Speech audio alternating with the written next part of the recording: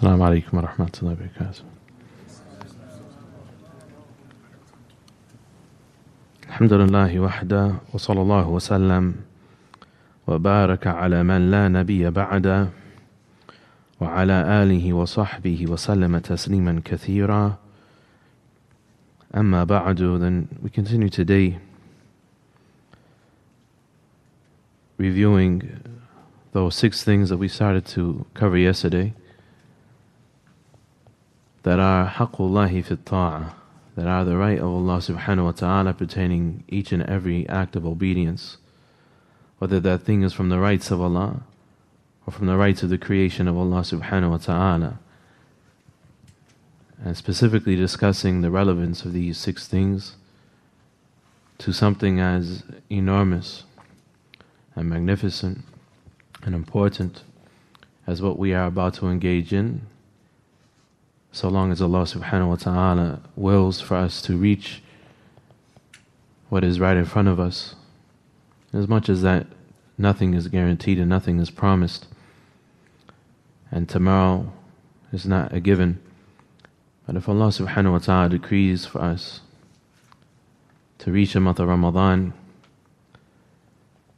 then these are 6 things that need to be nusb al-aynayn, the focus of our eyes. And as we mentioned yesterday, when Ibn Qayyim rahimahullah ta'ala mentions these things, he mentions them in a number of different contexts. He mentions them in some places saying that they are haqqullahi ta'ala fi ta'ah, that they are the right of Allah subhanahu wa ta'ala, as we heard, the right of Allah subhanahu wa ta'ala pertaining our obedience to Him, what we are to be observant of, and every single act of obedience to Allah subhanahu wa ta'ala. Also, he says about these things that they are alamat sihhatul qalb, that these 6 things, being mindful of them, that they are the signs that a person has a healthy heart. They are the signs that a person's heart is healthy. Also, he says, rahimahullah ta'ala, that these 6 things are necessary for al-muhasaba ba'd al-amal, for holding ourselves to account after we engage in any particular action, after we are finished with it. So, perhaps somebody may ask and say, well, if these are the 6 things that are necessary, after we engage in an action, then why are we discussing them now? Why are we discussing these things now? And the answer, with a small amount of reflection and contemplation, is quite obvious. This is not our first Ramadan. And there is not a Ramadan for the person who is aqil, for a person who is intelligent, who understands the ahamiyah, importance of the month of Ramadan, except that by the time it is over, a person has regret. And a person feels that they are muqassir, that they have fallen short of the mark, and that their performance during the month of Ramadan is subpar, that it is not where it should have been. And when they hold themselves to account, they say, I could have done better. I could have tried harder. I could not have wasted the time that I wasted, and so on and so forth. And so, in contrasting that, what we have fallen short of in previous years during the month of Ramadan, in comparison to what we should hope to attain and accomplish this Ramadan, then these 6 things are fi ghayat al-ahamiyah, at the highest level of importance, so that we can succeed, inshaAllah ta'ala, in what we are hoping to reach of this blessed month. So we mentioned the first of these 3 things, and briefly we're going to mention, inshaAllah ta'ala, the last of these 6 things. The first of these 3 things are mutalazima, as we said yesterday, that they are inseparably connected. And they are directly connected to at-tawheed, specifically to Tawheed al-Ubudiyyah, the tawheed of al-talab wal-qasd, the tawheed of seeking Allah's good pleasure and His reward subhanahu wa ta'ala and worshipping Allah subhanahu wa ta'ala. As Ibn Qayyim rahimahullah ta'ala, he brings the following line of poetry in his tremendous book Al-Kafiyah Al-Shafiyah fi al-Intisar lil-Firqat al-Najiyah, the book that is known as An-Nuniyah, the Nuniyah of Ibn Qayyim rahimahullah ta'ala, which are 6,000 lines of poetry in defense of the Aqeedah of Ahl Sunnati wal Jama'ah.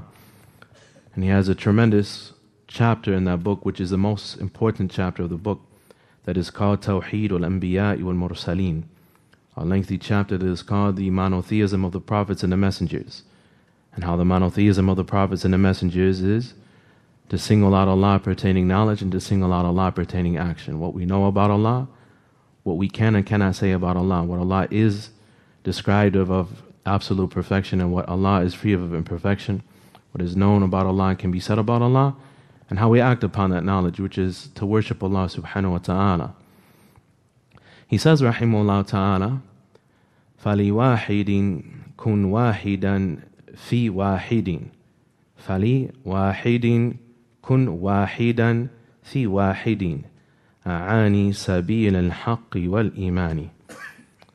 فَلِوَاحِدٍ, for one deity, meaning Allah subhanahu wa ta'ala, sincerely for His sake, kun wahidan, be one. For one deity, you be one. What does that mean? You be one means be focused. And this is the affair that we covered yesterday, which is the affair of al-nush, fil ibadah, al-sidq, al-azima, determination, that a person la yaltafit ila ma la yanbaghi wa ila ma la ya'nihi, that a person is not distracted by that which is inappropriate, that which doesn't pertain him and is not going to benefit him, that he shouldn't worry about. He is focused in his worship of Allah subhanahu wa ta'ala. La yudhi'u waqtah, he doesn't waste his time, he doesn't squander the opportunities that Allah subhanahu wa ta'ala gives him to come close to Him, but rather he is as the Prophet sallallahu alaihi wasallam. He said, إِنَّ لِلَّهِ تَعَالَى نَفَحَاتِ مِنْ رَحْمَتِهِ يُصِيبُ بِهَا مَنْ يَشَاءُ مِنْ عِبَادِهِ. In hadith graded and collected by al-Tabarani in al-Mu'jam al-Kabir, graded to be Hasan by al-Albani rahimahullah ta'ala in his silsila al-Ahadith al-Sahiha, the Prophet sallallahu alaihi wasallam said, إِفْعَلُوا الْخَيْرَ دَهْرَكُمْ, do good at all times, but specifically prepare yourselves and ready yourselves for nafahati rahmati rabbikum, for those gusts of mercy from Allah subhanahu wa ta'ala, which are mawasim al-khayr, the special opportunities throughout the year, like the day of Jumu'ah, like the 10 days of the Hijjah, like the day of Ashura to fast, like the month of Ramadhaan, like the Hajj, so on and so forth. There are certain times in which الثواب مضاعف أكثر, in which reward is multiplied even more for a person, and the opportunity to come close to Allah subhanahu wa ta'ala is even greater. And so a person is to focus, and he is to give his best effort, and that is what is meant in these lines of poetry. فَلِوَاحِدٍ, for the sake of one, which is ikhlas, for the sake of Allah, sincerely for Allah, which is the first thing that we discussed yesterday of the first three things.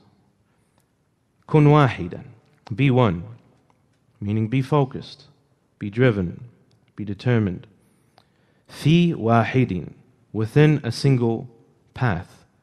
A'ani sabil al-haqi wal-iman, he says, meaning the path of truth and the path of faith, the path of the Prophet sallallahu alaihi wasallam, which is al-mutaba'ah, following the sunnah of the Prophet ﷺ. So these are the first three things. Ibn Qayyim rahimahullah ta'ala summarized them, and they are found likewise in the tremendous phenomenal book, the poem that is called Sullam al-Wusul by al-Hafiz Ibn Ahmad Ibn Ali al-Hakami rahimahullah ta'ala, which has the explanation that he wrote that is called Ma'arij al-Qabul. Ma'arij al-Qabul. And in this tremendous book, he mentions pertaining Tawheed al-Ubudiyyah, these three things, just as Imam Ibn Qayyim mentioned, just as many of the scholars mentioned, that it comprises of شرطي القبول والشرط الصدور أي صدور العمل مشروط بالعزيمة. That there are two conditions that are the prerequisites of the acceptability of an action. Without them, an action is not accepted by Allah. And they are sincerity and following the sunnah of the Prophet ﷺ. And then there is a third condition that is called shart sudur al-amal. Shart sudur al-amal. And the condition for the emanation of the action, for the action to happen to begin with, which is as-sidqu, or sidq al-azima, or an-nush, that a person is genuine and they are driven and they are determined and they have veracity in carrying out what they intend to carry out. And we gave the example yesterday that the scholars have provided, as Ibn Qayyim rahimahullah ta'ala mentions,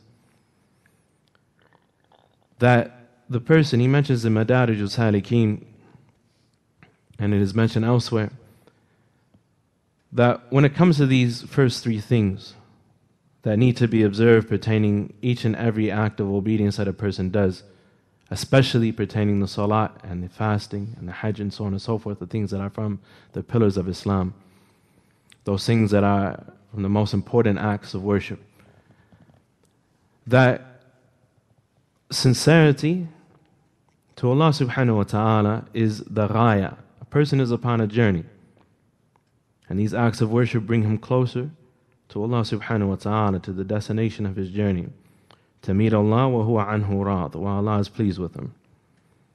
So you have the destination, and you have the path leading to that destination. The destination is sincerity to Allah subhanahu wa ta'ala. This is your goal, to be sincere to Allah subhanahu wa ta'ala. You are doing what you are doing to arrive at this goal, to meet Allah while He is pleased with you, to see the face of Allah, to earn the good pleasure of Allah subhanahu wa ta'ala, to acquire the paradise of Allah subhanahu wa ta'ala.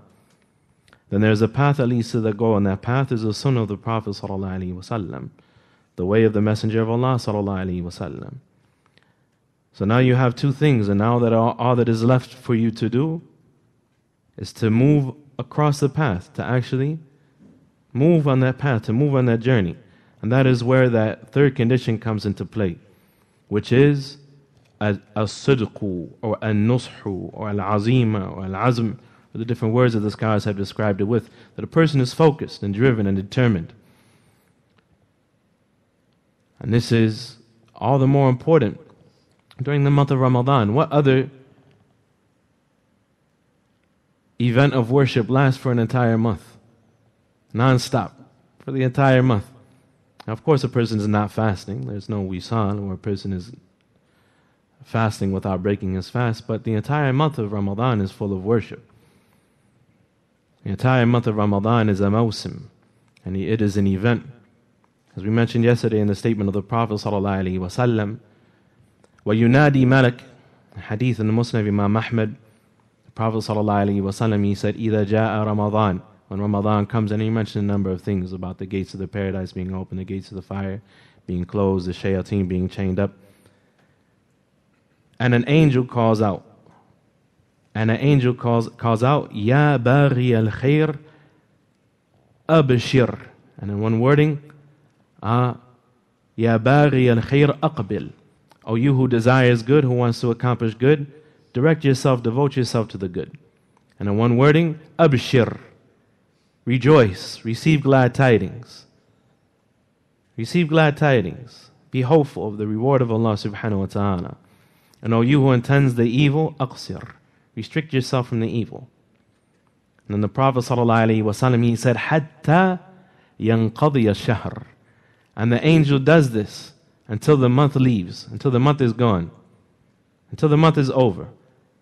On a regular basis, there is an angel that calls out to the inhabitants of the earth who are observing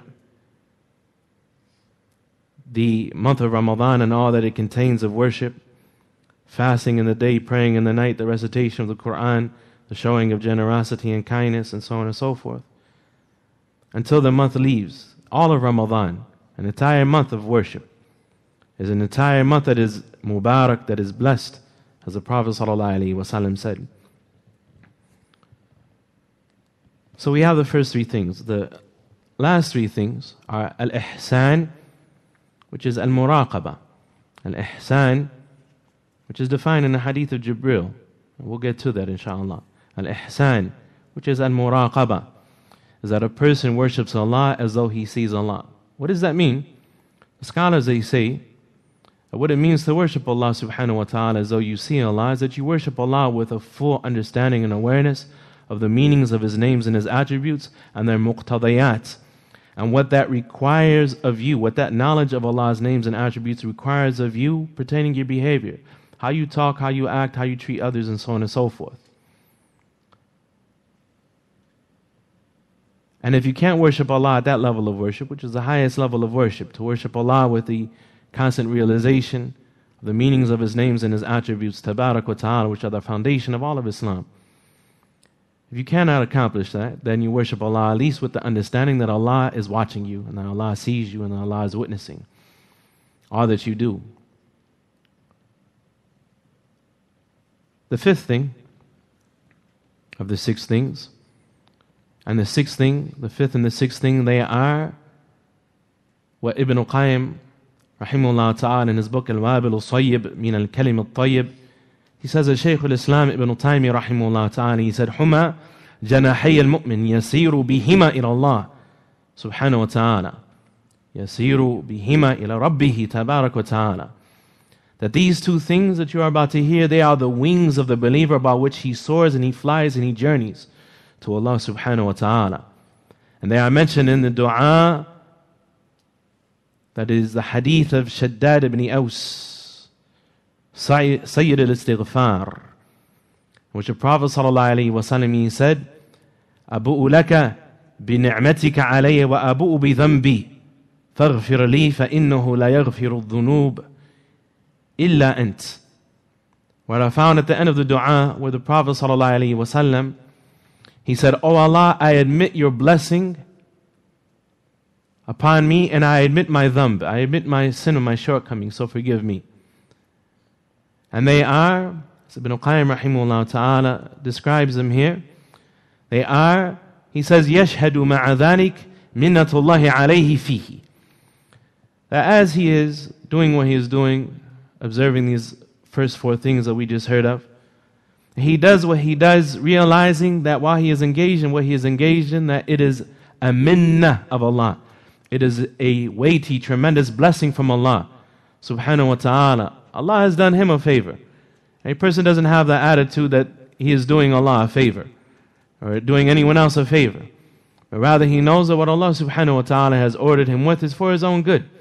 It's a favor from Allah subhanahu wa ta'ala. The masalih, manafi' and barakat that are found in that thing, the good and the blessings that are contained within that thing that Allah has obligated upon him, la tu'addu wa la tuhsa.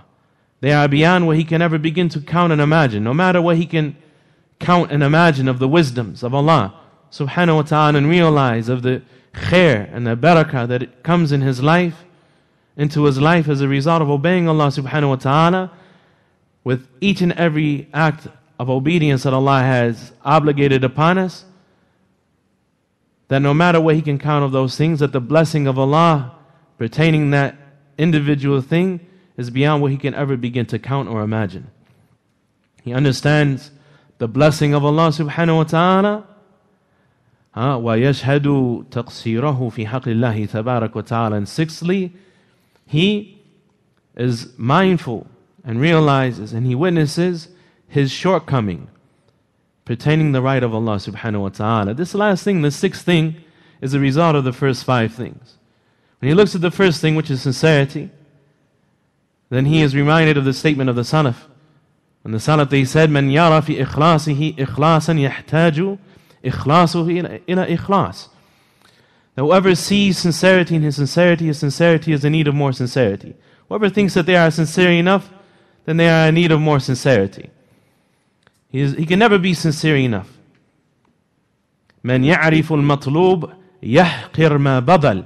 As Ibn al-Ward, he said in his Lamiyah, rahimahullah ta'ala, his advice to his son, whoever knows al-matlub, what they are really after, their goal, which is to attain the paradise and to be يُزَحْزَحْ عَنِ النَّارِ, to be distanced far away from the fire, and to attain the ridwan of Allah, and to see the face of Allah. تبارك وتعالى مَنْ يَعْرِفُ الْمَطْلُوبِ يَحْقِرْ مَا بَذَلْ. Whoever really knows what they are after, what their goal really is, then whatever sacrifice is necessary to attain that goal is haqir. It is something insignificant. It is something small. As sincere as a person imagines themselves to be, in the reality of the affairs, that they are not sincere enough.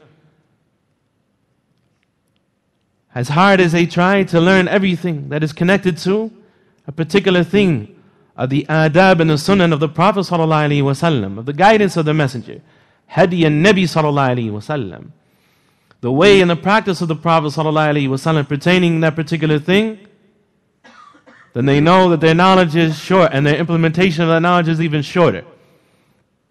They have fallen short of the mark. No matter how hard they try to not be distracted and to be focused, and to have that genuineness and that determination and that drive and that zeal that is expressed in the concept of a sidq, of veracity and genuineness and determination, they know that they are far from the mark. They have fallen short. No matter what they try to be mindful of pertaining al-ihsan and muraqabah, of realizing that Allah is watching them and behaving in a way of a worshipful slave of Allah subhanahu wa ta'ala, who knows that his tremendous Lord, who has no need of him and who is worthy of all praise, who has guided him to this affair, that he is watching him. And he is not behaving like that. No matter how hard he tries, he is very far from how he really should be. And pertaining his realizing the magnitude of the blessing of Allah upon him, and the gratitude that is required by his realization of how great this blessing of Allah is upon him, having guided him to this affair, he is muqassir. He has fallen very short of the mark. To the point Ibn Rajab al-Hanbali rahimahullah ta'ala, he mentions in his tremendous book Jami al-Ulum wal-Hikam, which is an explanation of the 40 hadith of Nawawi, and a number of additional ahadith that are close to 10 in number that are added by Ibn Rajab rahimahullah ta'ala. He mentions a great number of the statements of the Salaf about gratitude. He mentions one of the Salaf offered a piece of candy to one of his students, and he said, "I can't eat that." He said, "Why can't you eat that?" He said, "Why?" He said, "Because I don't have the ability to show gratitude to Allah as is deserving for this one piece of candy." He said, "Uskut ya ahmaq." He said, "Shut up, stupid." He said, "You don't have the ability to show gratitude to Allah subhanahu wa ta'ala li adna ni'mah min ni'amihi alayk, for the smallest of his favors upon you, for one breath of air or the likes.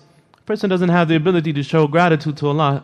فكيف يشكر الله سبحانه وتعالى حق شكره لركن من أركان الإسلام. How can a person show gratitude to Allah and realize the magnitude of the blessing of Allah upon him for something as great as a pillar from the pillars of Islam?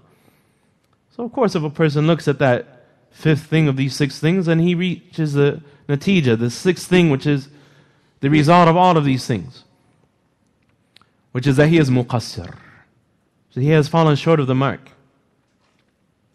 We all know the narration of Aisha radiyallahu anha wa ardaha, when she heard the statement of Allah tabarak wa ta'ala, وَالَّذِينَ يُؤْتُونَ مَا أَتَى وَقُلُوبُهُمْ وَجِلَةٌ, about those people who do what they do and their hearts are in a state of wajal, their hearts are in a state of trembling fear and terror.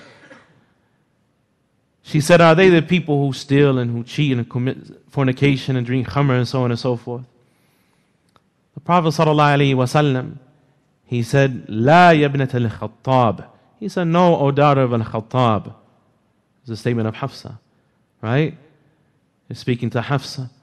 He said, La yabnat, or it's a statement of Aisha, La yabnat al-Siddiq. No, O daughter of a Siddiq. But rather they are people, yusallun wa yasumun wa yatasaddaqun wa yakhafuna an la yutaqabbala minhum. But rather they are people who fast and they pray, And they give in charity and they are afraid that it's not going to be accepted from them. And they what? And they are afraid that it is not going to be accepted from them. Not because because His wa'ad is not true, but because they feel that they haven't done what is required of them. That their actions are subpar. That this is not something that is at the level that you present to the one who has given you every blessing externally and internally in your life from the time that you were born up until this very moment, and who has guided you to Islam. This is not the level of gratitude that Allah subhanahu wa ta'ala deserves. And so, this is from the most important things. And so, in the remaining time left before the adhan, we have like 15 minutes or so, huh? What time is the adhan? 10 minutes. We mentioned some of this speech of Ibn Qayyim rahimahullah ta'ala. He says that this muhasabah that a person does after an action pertaining what they realize that they have fallen short of obedience to Allah subhanahu wa ta'ala, pertaining His rights, now having done them على الوجه الذي ينبغي, in a way that was befitting for them to have done them. وحق الله تعالى في الطاعة ستة أمور قد تقدمت وهي, and the right of Allah pertaining the obedience that He has obligated upon us, there are 6 matters that have been mentioned previously, he said. And they are, as we heard, being sincere in our actions, having a nasiha lillahi fihi, having genuineness and determination for Allah subhanahu wa ta'ala in those things, following mutaba'at al-Rasul, following the way of the Messenger sallallahu alayhi wa sallam, wa shuhud mashhad al-ihsani fihi, being mindful of this station of ihsan, of muraqabah, knowing that Allah is watching us as we do what we do. وَشُهُودْ مِنَّةِ اللَّهِ عَلَيْهِ فِيهِ. Fifthly, being observant of the fact that Allah subhanahu wa ta'ala has blessed us with a tremendous favor, having guided us to these things. And lastly, شُهُودْ تَقْصِيرِهِ فِيهِ بَعْدَ ذَلِكَ كُلِّهِ. His observing that He has taqseer in all of that. After looking at these first 5 things, that this is the conclusion he says that he comes to. فَيُحَاسِبْ نَفْسَهُ هَلْ وَفَّ هَذِهِ الْمَقَامَاتِ حَقَّهَا. So he reckons with himself. He accounts, or he holds himself accountable. Has he loyally shown these inner states and inner dimensions of his heart their just deserve? وَهَلْ أَتَى بِهَا فِي هَذِهِ الطَّاعَةِ. And has he done them as is required pertaining this particular act of worship that he is engaged in? Ibn Qayyim rahimahullah ta'ala, he explains, and if you want to read these 6 things and a detailed explanation of these 6 things, there is a book that is called Risalatu Ibn al-Qayyim ila ahadi ikhwanihi, and it is translated in English. The essay, the letter rather, of Ibn al-Qayyim to one of his brothers. The letter of Ibn al-Qayyim to one of his brothers. And it's a phenomenal book, an important book. It's easy to read in a sitting or two. And the printed form is maybe 50 or 60 pages. And in the end of that book, he explains these 6 things in connection to the salah. But as we just heard, they are not just connected to the salah. And how when a person observes these 6 things connected to the salah, this makes his salah qurratu aynihi, the coolness of his eye, warahatu nafsihi wa qalbihi. And they make his salah the relief, something that provides relief to his self and relief to his heart. وَأَلَذُّ شَيْءٍ عَلَيْهِ. And the most enjoyable thing, وَأَلَذُّ شَيْءٍ إِلَيْهِ. And the thing that is most delightful to him.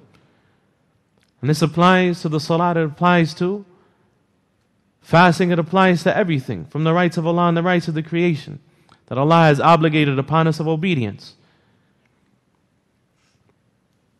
We're going to, in as much as that the natija of these things is the last thing, which is that we realize how short we have fallen from what is required of us and what is yanbaghi, and what is befitting for us pertaining the right of Allah subhanahu wa ta'ala. We're going to skip to the 6th thing. He says, مشهد التقصير. And And he realizes he is mindful of التقصير, of his shortcoming. وأن العبد لو اجتهد في القيام بالأمر غاية الاجتهاد وبذل وسعه. And he realizes that the worshipper, were he to exert the greatest effort that he has, and to show and to exercise غاية وسعه, the greatest ability that he has within his capacity, فهو مقصر وحق الله سبحانه وتعالى عليه أعظم. And he is still muqassir, and he is still negligent, and the right of Allah is even greater than whatever effort he has shown. والذي ينبغي له أن يقابل به من الطاعة والعبودية والخدمة فوق ذلك بكثير. And that which is befitting for Allah subhanahu wa ta'ala to be repaid with of obedience, or for him to be responded to with obedience and worship and servitude, is far above anything that he has carried out. وأن عظمته وجلاله سبحانه وتعالى يقتضي من العبودية ما يليق بها. And that the greatness and majesty of Allah subhanahu wa ta'ala requires al-ubudiyyah that is befitting for the greatness of Allah subhanahu wa ta'ala. Requires worshipful servitude from the person that is befitting of the greatness of Allah subhanahu wa ta'ala. And obviously he is far from that. The person is far from that. وإذا كان خدم الملوك وعبيدهم يعاملونهم في خدمتهم بالإجلال لهم والتعظيم والاحترام والتوقير والحياء والمهابة والمهابة والخشية والنصح بحيث يفرغون قلوبهم وجوارحهم لهم فمالك الملوك ورب السماوات والأرض أولى أن يعامل بذلك بل بأضعاف ذلك. He says, as much as that, the servants of kings and the slaves throughout history, that they would interact with their masters and with their kings with ijlal and ta'azim, with veneration and showing respect, with tawqir wal haya, and having shyness of those that are in a position of authority above them. And we say in a modern context, you see people having this sort of devotion to their careers and to their jobs and to their employers and so on and so forth, trying to earn the favor of their superiors and these sorts of things, working hard day and night, trying to increase in their salary, increase in their station, increase in their respect, and so on and so forth, increase in their level. He says that they have these things towards those that they serve, human beings towards other human beings, having respect for them, having a nush, having veneration, and having some type of loyalty towards them. Inasmuch as يُفَرِّغُونَ قُلُوبَهُمْ وَجَوَارِحَهُمْ لَهُمْ, inasmuch as that they free up their hearts to be focused upon nothing but those that they are serving. You find a person puts a decade, 15 years into medical school. A person puts in a long tenure into a university teaching position. A person, all that time they are minding their P's and their Q's, trying to remain within the code of ethics for their particular discipline or their particular career path or so on and so forth. People, they sacrifice, they work hard day and night, learning calculus and trigonometry and all sorts of other things, devoting their heart, not having room in their heart for anything else. This is what Ibn Qayyim is describing here. They devote their hearts entirely and their bodies entirely to those that they serve. فَمَالِكُ الْمُلُوكُ وَرَبُّ السَّمَوَاتِ وَالْأَرْضِ أَوْلَى أَنْ يُعَامَلَ بِذَلِكَ. And so the one who is the King of all kings and the Lord of the heavens and the earth is more deserving that you interact with him like that. Why, he has no need of you. بَلْ بِأَضْعَافِ ذَلِكَ. And many times beyond that. إِذَا شَهِدَ الْعَبْدُ مِنْ نَفْسِهِ أنه لم يوفي ربه في عبوديته حقه ولا قريبا من حقه علم تقصيره ولم يسعه مع ذلك غير الاستغفار والاعتذار من تقصيره وتفريطه وعدم القيام بما ينبغي له من حقه. So when the worshipper of Allah subhanahu wa ta'ala sees from himself that he has not fulfilled, that he has not loyally fulfilled and carried out the right of Allah subhanahu wa ta'ala to be served and to be worshipped as he deserves, or anything that is even close to that, then he will realize his taqseer, his shortcoming and his deficiency, and there will be nothing left for him to do except to make al-istighfar. That is why khitam al-hasanat al-istighfar, the conclusion of all good deeds, is that a person, after finishing every great deed, is that they say, just like in the salah, astaghfirullah, astaghfirullah, astaghfirullah, Allahumma anta as-salam, ay al-munazzah an al-uyub, wa minka as-salam, tabarakta, ya dhal jalali wal ikram. A person, they conclude their salah with istighfar. The Prophet sallallahu alaihi wasallam, after Fathul Makkah, after the conquest Fathu Makkah, Allah subhanahu wa ta'ala, he said, فَسَبِّحْ بِحَمْدِ رَبِّكَ وَاسْتَغْفِرْهُ. Say Subhanallah wa bihamdihi and ask Allah for His forgiveness. After the conquest and the victory at Badr, the companions of the Prophet ﷺ were ordered by Allah to seek the forgiveness of Allah subhanahu wa ta'ala. No matter what a person's accomplishment is, no matter what they have achieved, they haven't done enough. They haven't done enough. Haqqullahi a'adham. This is the most beneficial thing for a person, to realize that they can never do enough. Because the opposite of that is what? Al-ujub, to be astonished with oneself. It's from the muhlikat, from the most destructive of matters, that a person is mu'jabun bi nafsihi. He is astonished with himself. A person who is astonished with himself, he stops. Yatawaqqaf. He stops. He's done enough. He's done enough in his mind.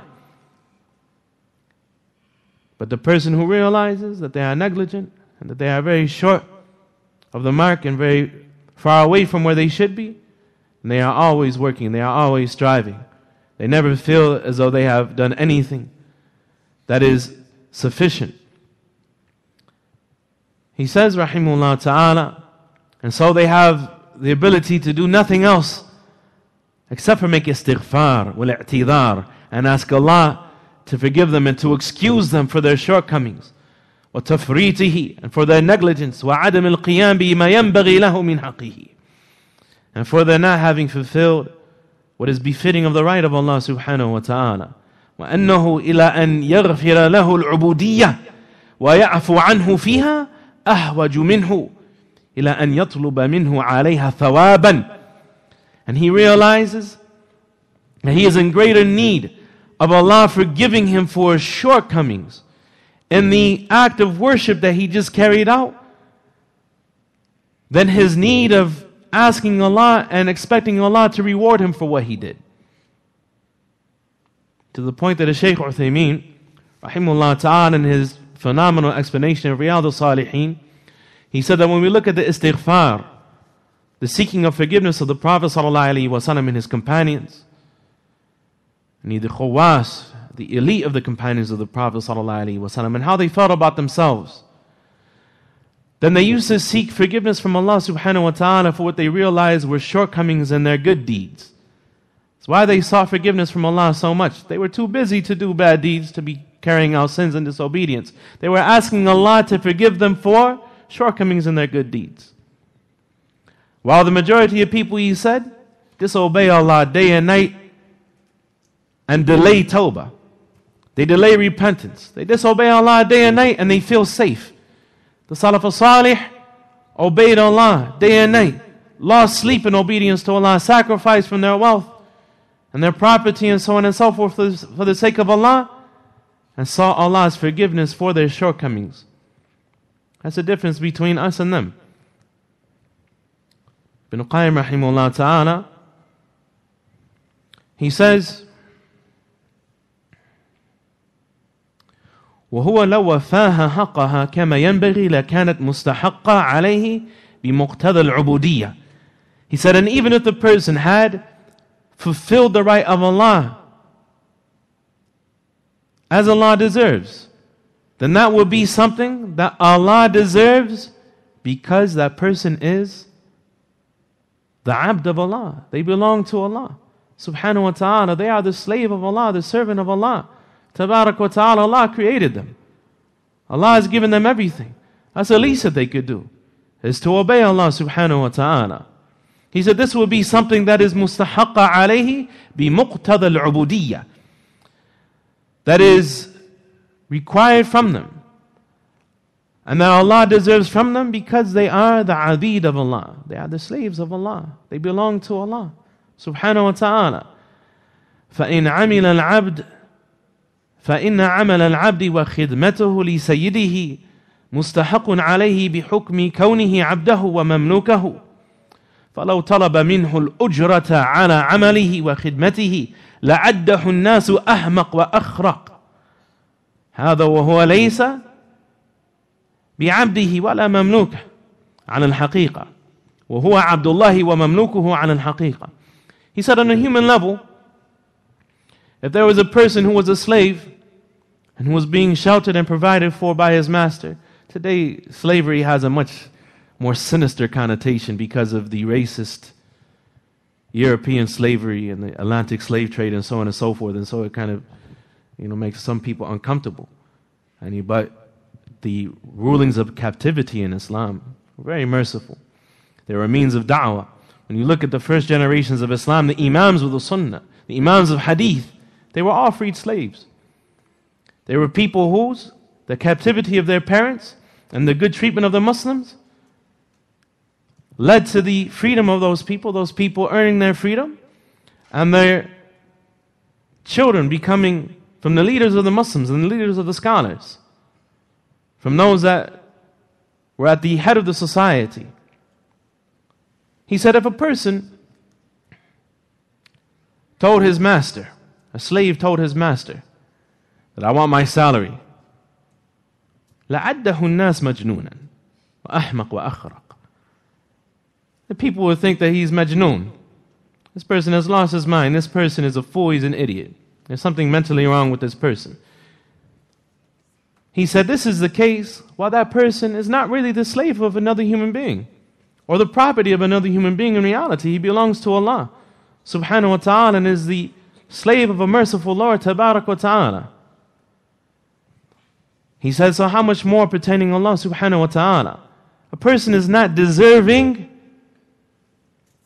of the reward of Allah subhanahu wa ta'ala, except that Allah subhanahu wa ta'ala, His promise is true. But he hasn't done what is required to earn the Jannah of Allah. You think anybody who enters the paradise is going to be saying, yeah, I earned this, I deserve this? Hasbi Allah. Of course not. Of course not. No person who enters the paradise is going to think that they did what was required, or they did what was sufficient, rather. They did what was required because Allah subhanahu wa ta'ala has connected cause and effect. And they took the means, and so they got the reward of Allah subhanahu wa ta'ala. They did what was required, but they didn't do what was sufficient. They didn't do enough. No person will feel that they have done enough and that they deserve that from Allah subhanahu wa ta'ala. But rather it is the karama of Allah. It is the honoring of Allah subhanahu wa ta'ala for His abid. May Allah make us from them. He says, and so this servitude towards Allah subhanahu wa ta'ala, Allah is deserving of it because the person belongs to Him. فَإِذَا أَثَابَهُ عَلَيْهِ, and this is the end of his statement, فَإِذَا أَثَابَهُ عَلَيْهِ كَانَ ذَلِكَ مُجَرَّدُ فَضْلٍ وَمِنَّةٍ وَإِحْسَانٍ إِلَيْهِ لَا يَسْتَحِقُهُ الْعَبْدُ عَلَيْهِ. He said, and when Allah actually rewards the person for what he does, then this is entirely the fadl of Allah, the kindness of Allah, the blessing of Allah, and the mercy of Allah subhanahu wa ta'ala. Is not something that the person actually deserved. He said, when you understand that, you will understand the statement of the Prophet sallallahu alaihi wasallam, لا يدخل أحد منكم الجنة بعمله. This is what we close with. That none of you will enter the paradise because of his actions, meaning that he will have done enough to deserve the paradise. They said, لا أنت ولا أنت يا رسول الله. Not even you, O Messenger of Allah. The Prophet sallallahu alaihi wasallam, he said, ولا أنا إلا أن يتغمدني الله برحمة منه. Not even I, unless Allah showers me with His mercy. The only way that any human being enters the paradise is that Allah showers that human being with His mercy and places His fadl, His kindness upon that person. We ask Allah subhanahu wa ta'ala to make us from those that realize the greatness of what is in front of us, of this pillar, from the pillars of Islam. We continue inshaAllah ta'ala after the Salat al-Maghrib and after the praying of the Sunnah and after the Salat, inshaAllah ta'ala, with the fada'il of fasting in Ramadan, the fada'il of Ramadan, the virtues of Ramadan. InshaAllah ta'ala, هذا وصلى الله وسلم وبارك على نبينا محمد وعلى آله وصحبه وسلم.